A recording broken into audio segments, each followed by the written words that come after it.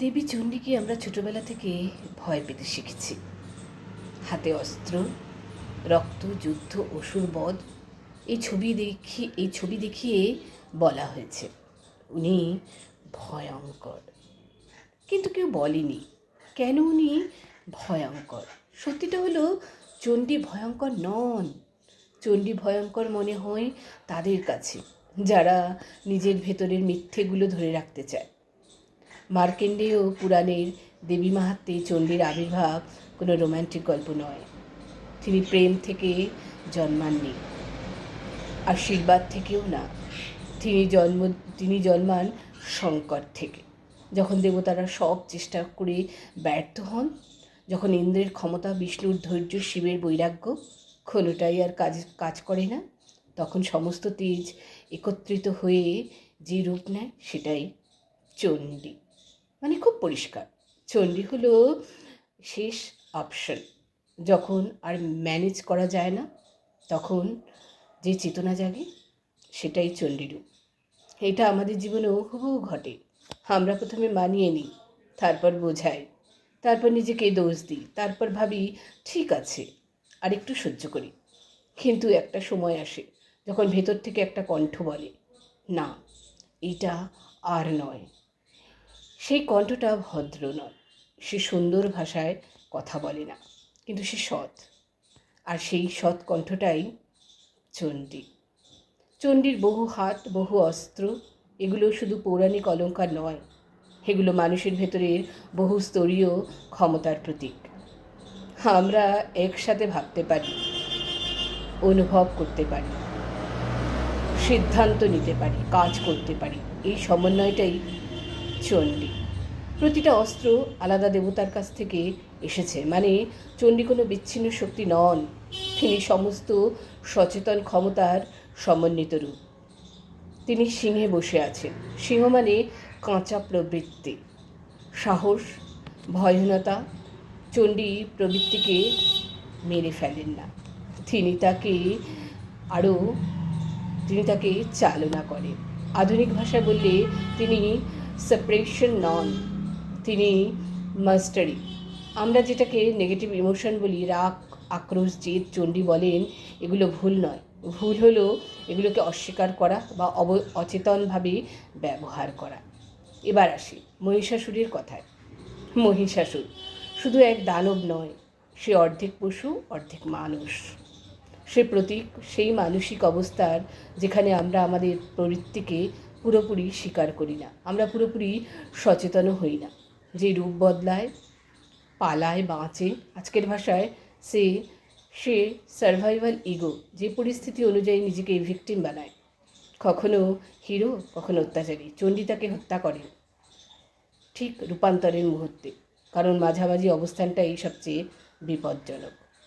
সেখানে মানুষ নিজেকে সবচেয়ে বেশি ধোঁকা দেয়। শুম্ভ আর নিশুম্ভ আরও সূক্ষ্ম স্তরের অসুর। তারা ক্ষমতার প্রতীক নয় শুধু, তারা এন্টারটেনমেন্ট এর প্রতীক। আমি যোগ্য, তাই আমি পাবো। আমি ভালো মানুষ, আমি সাধনা করি, তাই জীবন আমাকে পুরস্কার দেবে। দেবীচণ্ডী এখানে কঠোর। তিনি বলেন সত্য কোনো পুরস্কার নয়, সত্য কোনো অধিকার নয়, সত্যের সামনে আত্মসমর্পণ করতে হয়।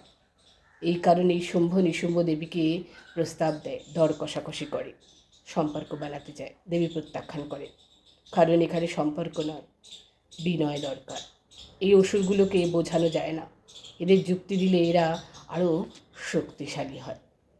চণ্ডী থেকে যখন কালিকা চামুণ্ডার জন্ম হয়, তখন সেটা দেখায় চেতনা প্রয়োজনে নিজেকে বিভক্ত করতে পারে। চামুণ্ডা রক্ত মাটিতে পড়ার আগেই পান করেন, এটা অসাধারণ মনস্তাত্ত্বিক প্রতীক। মানে চিন্তা জমাট বাঁধার আগেই তাকে থামানো। বেশিরভাগ মানুষ সমস্যা হওয়ার পরে কাজ করে, চণ্ডী কাজ করেন বীজ স্তরে। এই কারণেই চণ্ডীর সাধনা সহজ নয়। তিনি সান্ত্বনা দেন না, তিনি বলেন না সব ঠিক হয়ে যাবে, তিনি বলেন যেটা ভুল সেটা ভাঙতে হবে। আধুনিক থেরাপির ভাষায় বললে তিনি ক্রাইসিস ইন্টারভেনশন। যখন নরম পদ্ধতি ব্যর্থ হয়, তখন যে কঠোর হস্তক্ষেপের দরকার সেটাই হলো চণ্ডী। একটা অস্বস্তিকর সত্য আছে, চণ্ডী শুধু বাইরের শত্রু ধ্বংস করেন না, তিনি আমাদের পুরনো পরিচয়ও ভাঙেন। আমি তো এমন মানুষ, এই বাক্যটাই অনেক সময় অসুর হয়ে যায়। চণ্ডী সেই পরিচয় ছিন্ন করেন। তাই চণ্ডীকে ডাকলে জীবন বদলায়, সম্পর্ক ভাঙে, কাজ বদলায়, একাকিত্ব আসে। কিন্তু এই একাকিত্ব শূন্য নয়, এটা শক্ত। এই কারণেই সমাজ চণ্ডীকে ভয় পায়, কারণ চণ্ডী মানে আর সব সহ্য করা যাবে না। আর সব সহ্য করাকে সমাজ খুব পবিত্র বানিয়ে রেখেছে। বিশেষ করে যারা চুপ করে থাকে, নিজের সীমা ভাঙতে দেয়, তাদের বলা হয় ভালো ধার্মিক, আধ্যাত্মিক। কিন্তু পুরাণ বলে অধর্মের সামনে নীরব থাকাও অধর্মের পরিচয়। চণ্ডী সেই ধর্মরক্ষক, যিনি বলেন এইটা আর চলবে না। আজকের দিনে চণ্ডী ভীষণ প্রাসঙ্গিক। টক্সিক সম্পর্ক, মানসিক নির্যাতন, আত্মবিসর্জনের নাম করে আত্মবিনাশ, এই সব জায়গায় চণ্ডী দরকার। চণ্ডী মানে বাউন্ডারি, চণ্ডী মানে না বলা, চণ্ডী মানে নিজের আলো কমিয়ে না রাখা, তাই যাতে অন্যের চোখে লাগে না। সবচেয়ে গভীর স্তরে চণ্ডী মৃত্যু নন, তিনি রূপান্তর। কিন্তু সেই রূপান্তর কোমল নয়, কারণ মিথ্যা ভাঙলে ব্যর্থ হয়, ব্যথা হয়, অহং ভাঙলে কাঁদতে হয়, পুরনো পরিচয় ছাড়তে গেলে ভয় লাগে। তাই চণ্ডীকে ডাকলে সাবধান হতে হয়, কারণ তিনি এসে প্রশ্ন করেন না, তিনি বদলে দেন। আর সত্যি বলতে কি, এই সময়ে, এই পৃথিবীতে, এই সমাজে চণ্ডী খুব দরকার।